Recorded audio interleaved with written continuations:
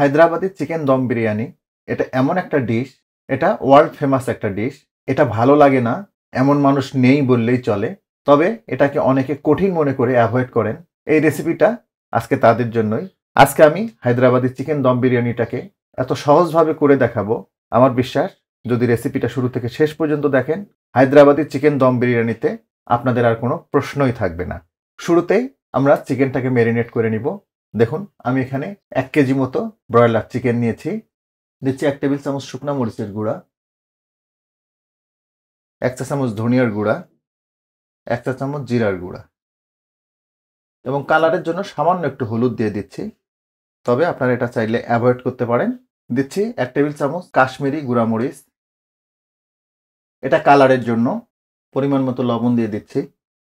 আমি প্রায় 1 টেবিল চামচ লবণ দিয়ে দিলাম। 1 চা চামচ মতো বিরিয়ানি মশলা দিয়ে দিলাম। আর এই বিরিয়ানি মশলাটাতে যে যে উপাদানগুলো থাকছে, 4-5টা এলাচ দিয়ে দিচ্ছি, একটা কালো এলাচ দিয়ে দিচ্ছি, 5-6টা লবঙ্গ দিয়ে দিচ্ছি।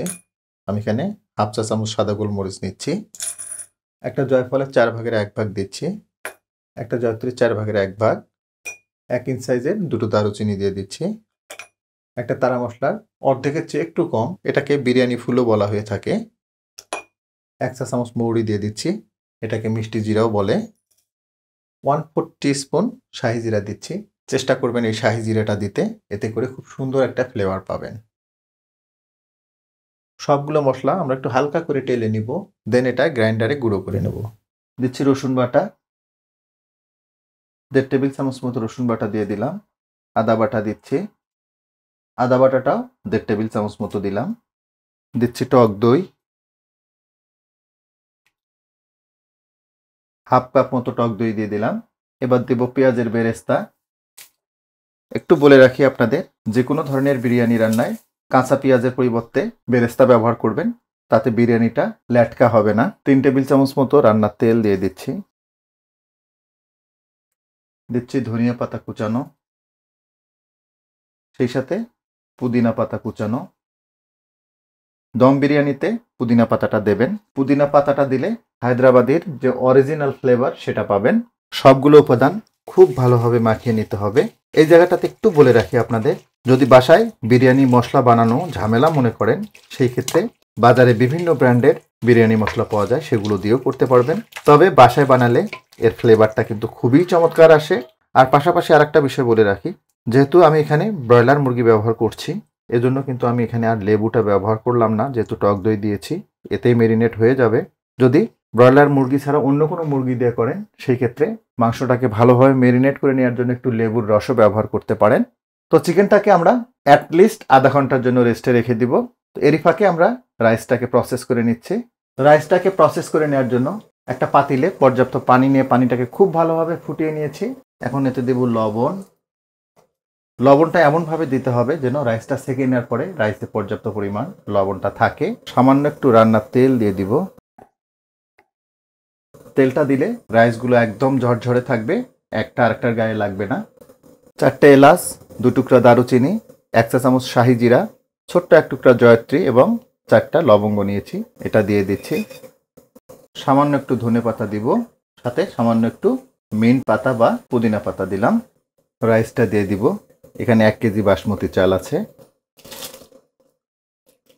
বাসমতি চালের ব্যাপারে একটু বলে রাখি আপনাদের, বাসমতি চালটাকে কমপক্ষে আধা ঘন্টা পানিতে ভিজিয়ে রাখবেন। এতে করে দুটা সুবিধা পাবেন। প্রথমত রাইসটা ভাঙবে না, দ্বিতীয়ত রাইসটা খুব সাদা ধবধবে হবে। এত পার্সেন্ট সিদ্ধ করতে হবে, অত পার্সেন্ট সিদ্ধ করতে হবে, এসব নিয়ে ভাবাভাবি কিচ্ছু নাই। যখন রাইসটার সাদা শাঁসটা দেখা যাবে, তখন রাইসটাকে নামিয়ে নেবেন। তখন বুঝতে পারবেন এটা সাফিসিয়েন্ট কুক হয়েছে।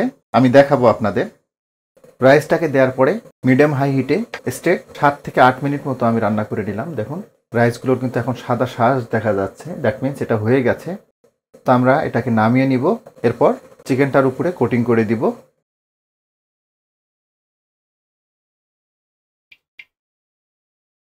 দেখুন রাইসের লেয়ারটা দিয়ে দিলাম, একটু ঘি দিয়ে দিব, 1 টেবিল চামচ মতো ঘি দিয়ে দিলাম। ঘিটা একটা এক্সট্রা অর্ডিনারি ফ্লেভার অ্যাড করবে। একটু পেঁয়াজের বেরেস্তা দিয়ে দিব, দেবো একটু ধনে পাতা, এবং পুদিনা পাতা। একটু জর্দা রং গুলিয়ে নিয়েছি, এটা দিয়ে দিব।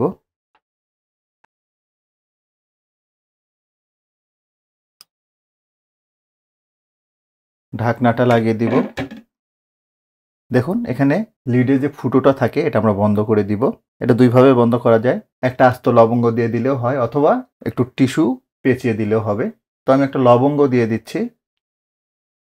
একটা লবঙ্গ দিয়ে ফুটোটা বন্ধ করে দিলাম। এখন চুলার জালটাকে জ্বালিয়ে দিব। প্রথম 5 মিনিট বিরিয়ানিটাকে হাই হিটে রান্না করে নিতে হবে।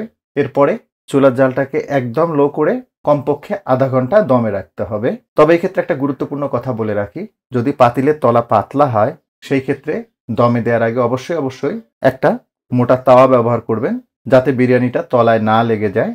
দম বিরিয়ানিটাকে আধা ঘন্টার মতো আমি দমে রেখেছিলাম। দেখুন লুকটা, প্রত্যেকটা রাইস কিন্তু একদম খাড়া খাড়া হয়ে আছে। এটা ইন্ডিকেট করে যে এটা পারফেক্টলি দম হয়েছে। তারপরে একটু দেখাই,